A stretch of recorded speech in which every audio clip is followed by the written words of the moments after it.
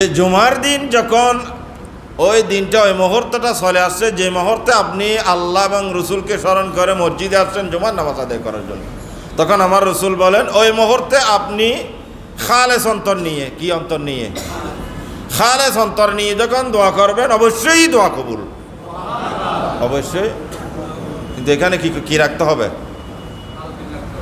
এটা কি রা বলব এ হইতে ওই ময়লার ডাস্টবিন আছে মরতি ব্যাটে বোতল লইরা আর দিন হাঁ দিল আমনো ফদর নসরি ধরি যদি আসার পরও অঙ্গশ্বাস করি মনে দিবে। কারণ আমাকে এখানে কি করতে হবে? পরিষ্কার। এখানে আগে আপনি আল্লাহর ভয় ঢুকাবেন। কি ঢুকাবেন? আল্লাহর ভয়।